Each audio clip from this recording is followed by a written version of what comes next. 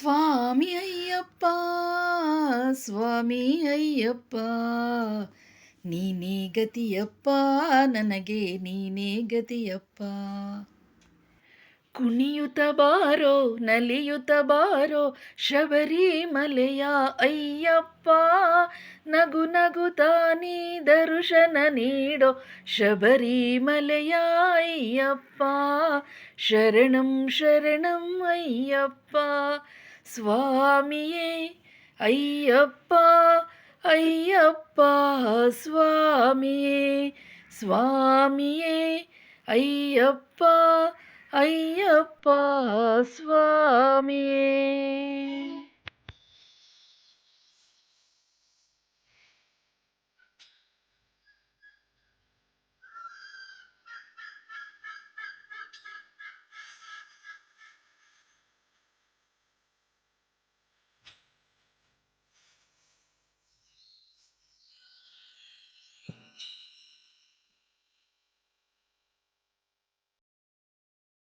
ನಾವೇನು ಹೇಳ್ಕೊಂಡ್ರು ನಡೆಯುತ್ತಾ? ಹೇಳ್ಕೊಂಡ್ಬಿಟ್ಟು ಫಲ ಕಟ್ಟಬೇಕಾ?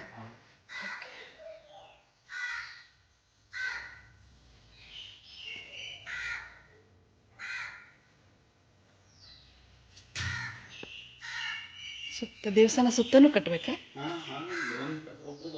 ಒಬ್ಬರು ಒಂದು ಕಟ್ಟೋದು.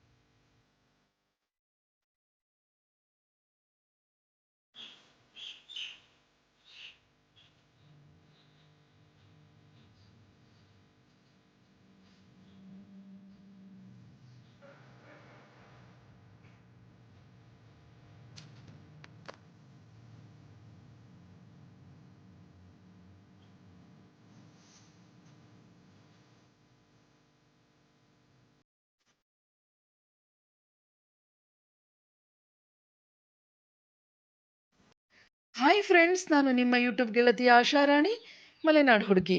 ನನ್ನ ಯೂಟ್ಯೂಬ್ ಚಾನಲ್ಗೆ ನಿಮಗೆಲ್ಲ ಮತ್ತೊಮ್ಮೆ ಸ್ವಾಗತ. ಸ್ನೇಹಿತರೆ, ನಾನಿವತ್ತು ಕರ್ನಾಟಕದ ಶಬರಿಮಲೆಯನ್ನು ತೋರಿಸ್ತಾ ಇದ್ದೀನಿ. ಬಂಗಾರದ ಮೆಟ್ಟಿಲುಗಳನ್ನು ಹೊಂದಿರುವಂತಹ, ಕೇವಲ ಒಂದೇ ಒಂದು ತೆಂಗಿನಕಾಯಿಯಿಂದ ನಿಮ್ಮ ಸಕಲ ಸಮಸ್ಯೆಗಳು ಪರಿಹಾರ ಆಗುವಂತಹ, ನೀವೇನೇ ಬೇಡಿಕೆ ಇಟ್ಟರೂ ಸಹ ಅದು ಈಡೇರುವಂತಹ ದೇವಸ್ಥಾನ ತೋರಿಸ್ತಿದ್ದೀನಿ. ದೇವಸ್ಥಾನ ನೋಡೋಕ್ಕೂ ಮುಂಚೆ ನನ್ನ ಚಾನಲ್ಗೆ ಯಾರು ಫಸ್ಟ್ ಟೈಮ್ ಬಂದಿದ್ದೀರಾ, ದಯವಿಟ್ಟು ಸಬ್ಸ್ಕ್ರೈಬ್ ಮಾಡ್ಕೊಂಡು ನೋಡಿ, ಲೈಕ್ ಮಾಡಿ, ಕಾಮೆಂಟ್ ಮಾಡಿ, ಶೇರ್ ಮಾಡಿ, ಸ್ಕಿಪ್ ಮಾಡಿದೆ ನೋಡಿ ಫ್ರೆಂಡ್ಸ್.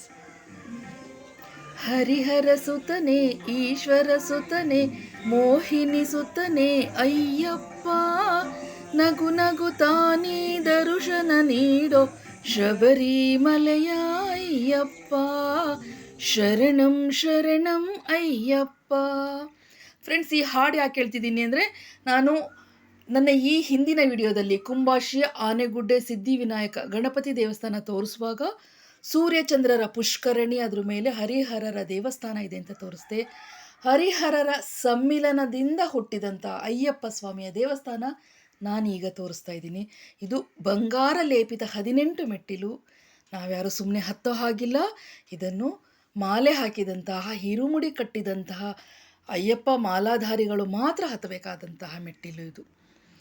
ತುಂಬ ಸುಂದರವಾದ ದೇವಸ್ಥಾನ, ಪವಿತ್ರವಾದ ದೇವಸ್ಥಾನ. ಯಾಕೆಂದರೆ ಇಲ್ಲಿ ಬಂದು ಒಂದೇ ಒಂದು ತೆಂಗಿನಕಾಯಿ ನಮ್ಮ ಬೇಡಿಕೆಗಳನ್ನು ಹೇಳಿಕೊಂಡು ಕಟ್ಟಿದ್ರೆ ಅತಿ ಶೀಘ್ರದಲ್ಲಿ ಎಲ್ಲ ಬೇಡಿಕೆಗಳು ಈಡೇರುತ್ತೆ ಅಂತೇಳಿ ಇಲ್ಲಿ ನಂಬಿಕೆಯಾಗಿ ತೆಂಗಿನಕಾಯಿನ ಕಟ್ತಾರೆ.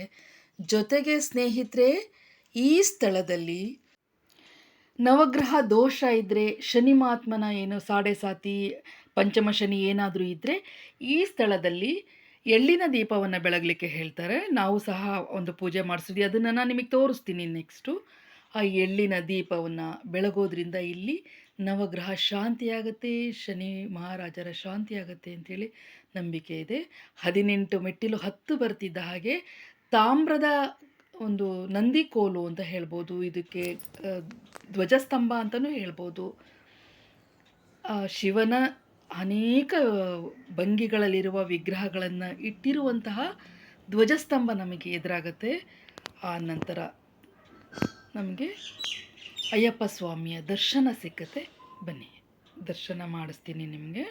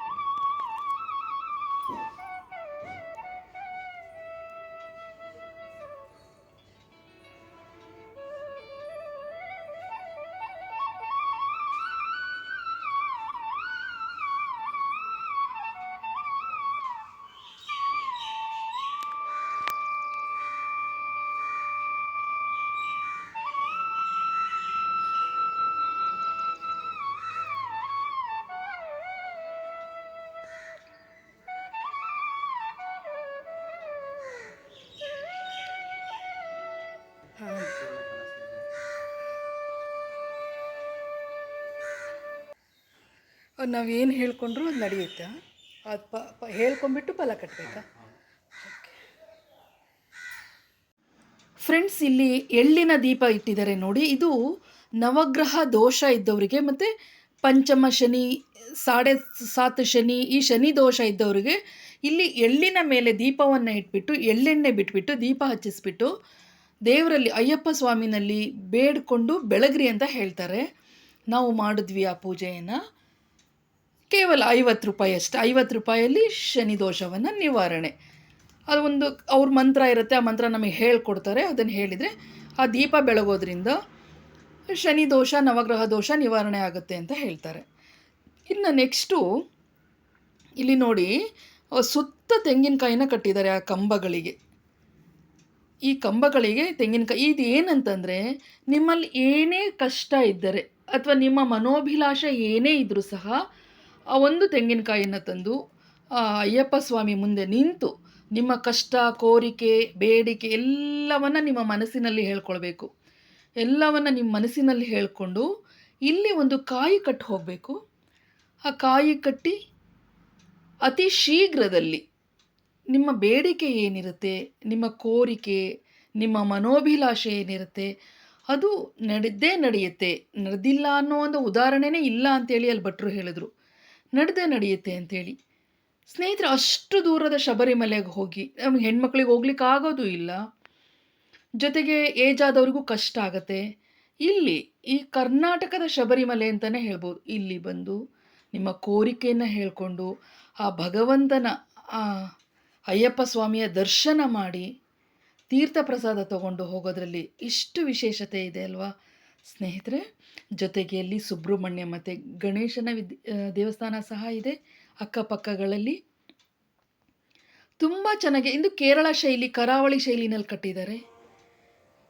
ಆ ದೇವಸ್ಥಾನದ ಸುತ್ತ ಅಯ್ಯಪ್ಪ ಸ್ವಾಮಿಯ ಒಂದು ಜೀವನ ಚರಿತ್ರೆ, ಜನನ ಚರಿತ್ರೆ ಎಲ್ಲವನ್ನು ಆ ಚಿತ್ರಗಳ ಮೂಲಕ, ಪೇಂಟಿಂಗ್ಗಳ ಮೂಲಕ ಹಾಕಿದ್ದಾರೆ. ಅಯ್ಯಪ್ಪ ಸ್ವಾಮಿ ಪಂದಳ ರಾಜನಿಗೆ ಸಿಕ್ಕಿದ್ದು, ಬೆಳೆದಿದ್ದು, ಆ ಚಿಕ್ಕಮ್ಮನಿಗೆ ಮತ್ತು ಇನ್ನೊಂದು ಮಗು ಆಗಿದ್ದು, ಆ ಚಿಕ್ಕಮ್ಮ ತನ್ನ ಮಗನಿಗೆ, ತಾನು ಹೆತ್ತ ಮಗನಿಗೆ ಪಟ್ಟ ಸಿಗಬೇಕು ಅಂಥೇಳಿ ಪಾಪ ಆ ತಾಯಿ ಮನಸ್ಸಲ್ಲಿ ಇರೋಲ್ಲ ಅದು. ಅದನ್ನು ಆ ರಾಜ್ಯದ ಮಂತ್ರಿ ವಿಷಬೀಜ ಬಿತ್ತುತ್ತಾನೆ ಆ ರಾಣಿಯ ಮನಸ್ಸಲ್ಲಿ, ನೀವು ಹೆತ್ತ ಮಗನಿಗೇ ಪಟ್ಟ ಸಿಗಲಿ, ಅವನೆಲ್ಲೋ ಸಿಕ್ಕಿದಂತಹ ಹುಡುಗ ಅಂತ ಹೇಳಿ. ಆ ರಾಣಿ ಅದಕ್ಕೋಸ್ಕರ ತಲೆನೋವು ಅಂತ ಹೇಳಿ ಹುಲಿ ಹಾಲು ಬೇಕು ಅಂತ ಹೇಳಿ ಕೇಳೋದು. ಕೊನೆಗೆ ಅಯ್ಯಪ್ಪ ಸ್ವಾಮಿ ಕಾಡಿಗೆ ಹೋಗಿ ಹುಲಿನೇ ಮೇಲೆ ಕೂತ್ಕೊಂಡು ಬಂದು ಅಮ್ಮನಿಗೆ ಹಾಲು ತಗೋ ಅಮ್ಮ ಅಂತ ಹೇಳೋದು. ಆ ನಂತರ ತಾಯಿಯ ಮನಸ್ಸು ಪರಿವರ್ತನೆ ಆಗುತ್ತೆ. ಕೊನೆಗೆ ಅವನು ನನಗೆ ರಾಜ್ಯಭಾರನೇ ಬೇಡ ಅಂತ ಕಾಡಿಗೆ ಹೋಗ್ತಾನೆ. ಕಾಡಲ್ಲಿ ಮಹಿಷಾಸುರನ ತಂಗಿ ಮಹಿಷಿಯ ಒಂದು ಸಂಹಾರ ಆಗತ್ತೆ. ಆ ನಂತರ ಆತ ಅಯ್ಯಪ್ಪ ಸ್ವಾಮಿಯಾಗಿ ಪೂಜೆಗೊಳ್ಳಿಕ್ಕೆ ಶುರುವಾಗ್ತಾನೆ. ಈ ಎಲ್ಲ ಕಥೆನೂ ಆ ದೇವಸ್ಥಾನದ ಸುತ್ತು ಆವರಣದಲ್ಲಿ ಭಿತ್ತಿ ಚಿತ್ರಗಳ ಮೂಲಕ, ಪೇಂಟಿಂಗ್ ಮೂಲಕ ಅದನ್ನು ತೋರಿಸಿದರೆ. ಪ್ರಶಾಂತವಾದ ಸ್ಥಳ, ಪವಿತ್ರವಾದ ಸ್ಥಳ, ಅದ್ಭುತವಾದ ಸ್ಥಳ. ಇಂಥ ಸ್ಥಳಕ್ಕೆ ಬರಬೇಕು ಅಂದ್ರೂ ಏನೋ ನಾವು ಒಂದು ಪುಣ್ಯ ಮಾಡಿದ್ದೀವಿ ಅನ್ನಿಸ್ತಾ ಇರುತ್ತೆ ಫ್ರೆಂಡ್ಸ್ ಮನಸ್ಸಿಗೆ. ಆನೆಗುಡ್ಡೆ ದೇವಸ್ಥಾನವನ್ನು ನೋಡಲಿಕ್ಕೆ ಬಂದರೆ ಎಷ್ಟೋ ಜನಕ್ಕೆ ಇಲ್ಲಿರುವಂಥ ಸುತ್ತ ದೇವಸ್ಥಾನಗಳೇ ಗೊತ್ತಿಲ್ಲ. ಸ್ವಾಮಿಯ ದರ್ಶನ ಮಾಡಿಸ್ತಾ ಇದ್ದೀನಿ ನೋಡಿ. ಸ್ವಾಮಿಯೇ